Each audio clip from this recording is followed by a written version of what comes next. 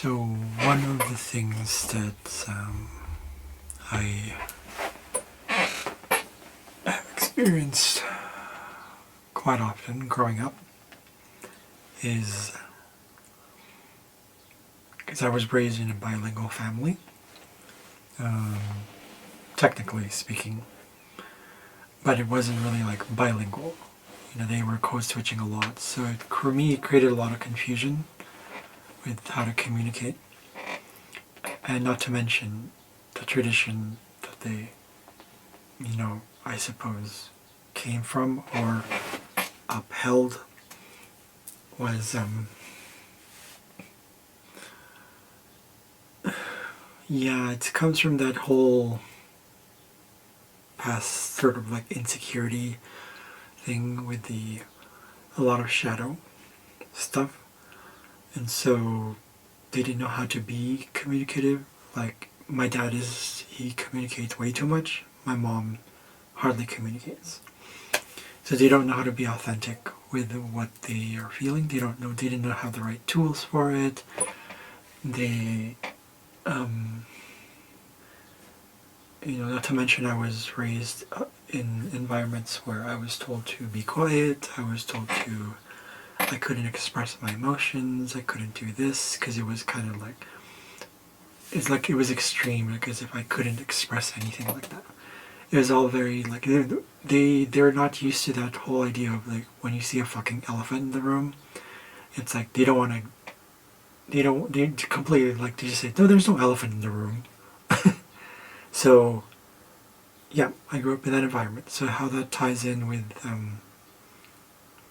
my life is, I think that's why I got into languages. There's something that pulled me there in terms of like not necessarily language, but more like communication.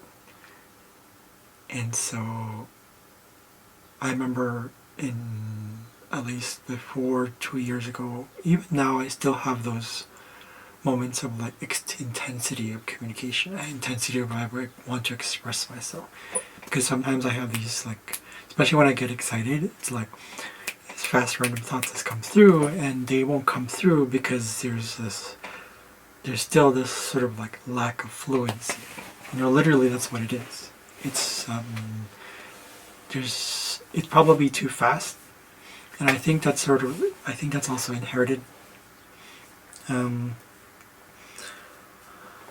So,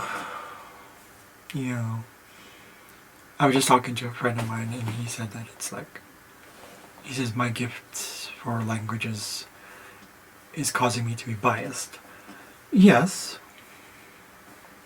obviously, that's true, because I care about how people communicate. I feel like most people don't know how to communicate, and it's one of those important things that we have to address. I feel like we take communication for granted.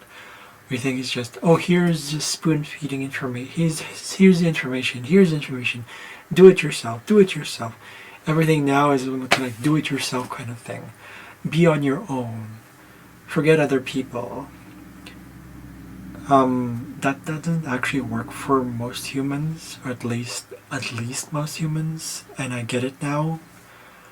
This has nothing to do with the fact that I just ran into TS1 stuff. It has a lot to do with a recognition. You're like, why else would you resonate with something if you knew internally that what that thing you're watching or that thing you were reintroduced to was just like a reminder, oh, that's right, oh yeah, that's right, bing! Like, well, then, because you knew already, internally you knew there was something. You just didn't know how to put it in words, those kind of things. So, yeah, so I just wanted to kind of add this little video that when it comes to this, I'm not sure if I'm going to post more videos on language related stuff, but for sure it's going to tie in with what I do already, which is like astrology and all that stuff. So it is a language on its own, right? So, but yeah, communication. So I think I need to be more honest with what I really want and be on, because I feel like in my chart, if you look at my chart again, it's in one of the videos, I have Chiron opposite Mercury Uranus, and that's just to say the least. There's other planets there as well, but a lot of it is being subservient. I actually have Ganymede, the asteroid, in between. Is it beside? Excuse me. It's beside Mercury, or it's in between Mercury and Uranus, and I have Lilith there as well. Literally, Lilith is like, I think, in perfect conjunction with Mercury, and so Ganymede is subservience. He was a cupbearer to Zeus, so that means being a servant, being like kind of like just raising everybody else up, specifically with like, so that means I had to be subdued with my communication. And that in turn, I think, this isn't just like I lost my hearing. I have tinnitus. I have Meniere's disease, but I think the reason for that is because there's something there. It could be a past life thing, but I'm pretty sure it's more to do with the fact that there's a lot of subconscious suppression.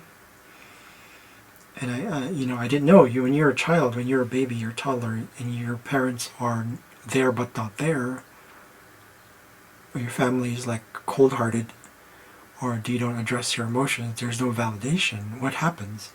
You develop this, I have apparently what's called the, what is that one called? Fearful detachment, or disorganized attachment style. So I'm very wary about intentions of people. It's like, I want intimacy, but I also want autonomy, because it's like, can I trust you?